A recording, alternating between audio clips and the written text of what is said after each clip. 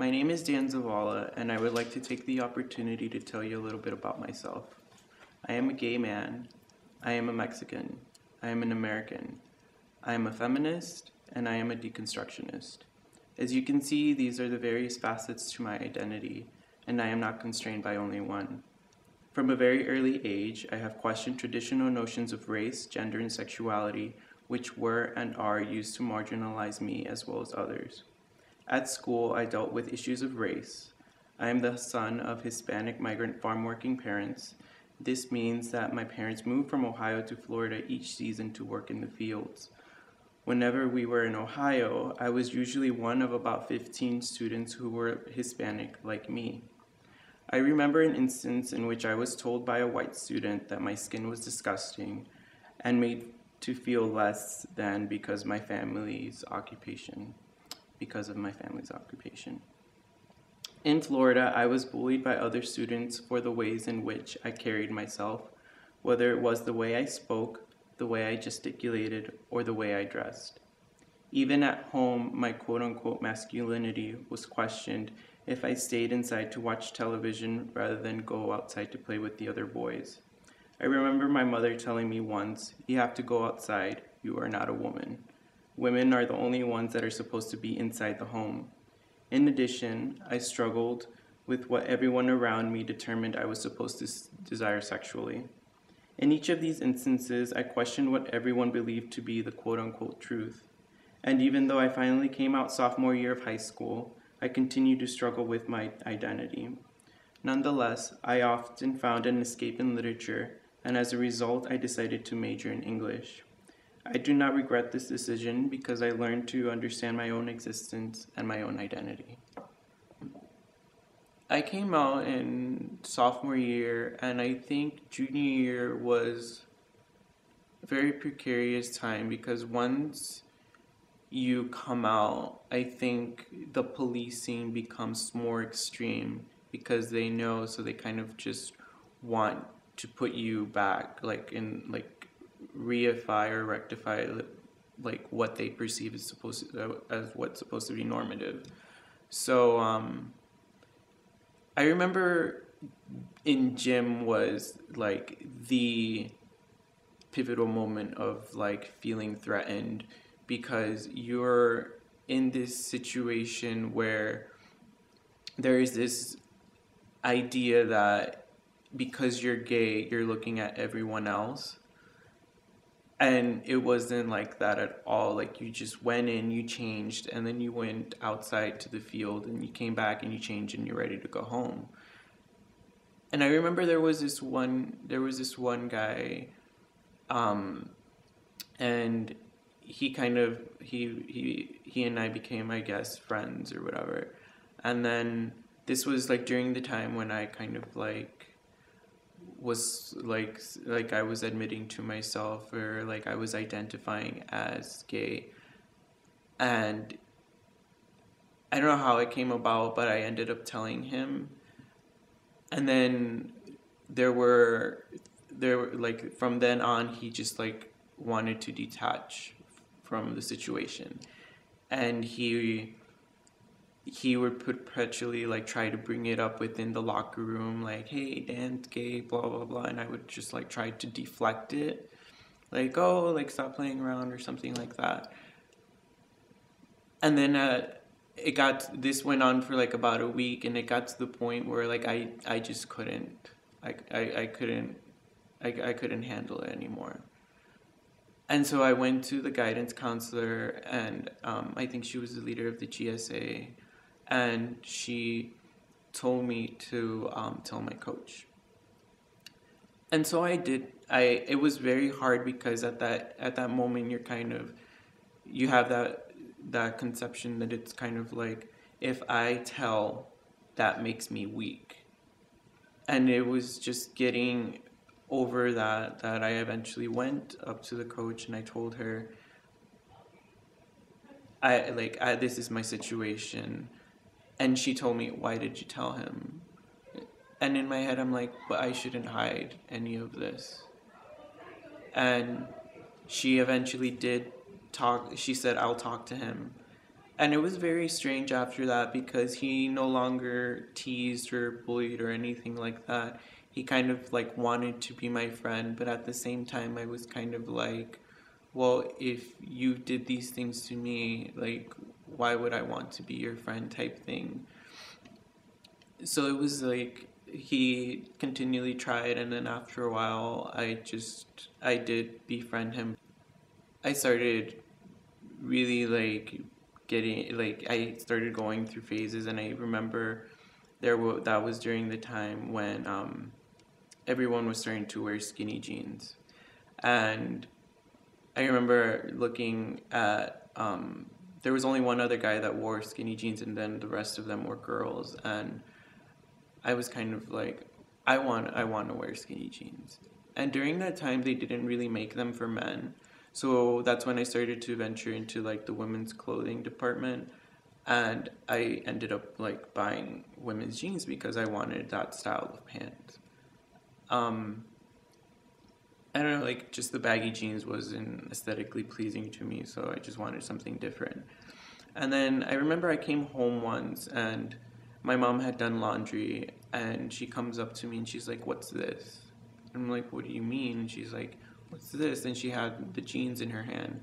She's like, "Why are you wearing women's clothing?" I was like, "Because I like the style." And she's like, "Why do you want to become a woman?"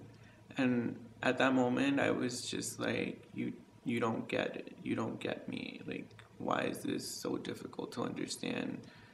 Gender and sexuality aren't the same thing. They're two completely different things. And even like my relationship with my mom was very, I think for her, it just became very difficult because she was still deeply embedded in the machista culture that she grew up in, because they're they're from like, I want to say like small pockets of like villages um that don't get really traveled to. So there isn't that influence or that introduction into different perspectives. So you kind of have that perspective of things are this way and they should be this way. And even like I think it took her for like when I actually finally like got to discuss these issues with her, just like having that that that tiny bit of opening up. And I remember like a couple years ago when I was staying with them um, during a break in college. I found out that my grandmother was going to come stay with us for a little while, and I kind of wondered whether or not I should tell her, this is my mom's mother. So then my mother turned to me and she said, "Oh, she knows." I was like, what do you mean? Like, I never told her." And she's like, "Well, I I was completely like distraught. I didn't know what to do, so I asked her for advice." And my grandmother, like she grew up in like a small village, as did my mother, and there wasn't really that exposure to what like same-sex desire was. Um, and I remember my mother telling me, yeah, I asked her what I should do, and she was the one that said, um, let him be, because he was born this way for a reason. He is who he is. You shouldn't judge him, because at the end of the day, he is your child. And just having like understanding her as being um, this woman that has these deep religious values, just having that like perspective was really interesting to me. And I remember I was able to talk to my grandmother in various aspects that I couldn't talk to my mother about.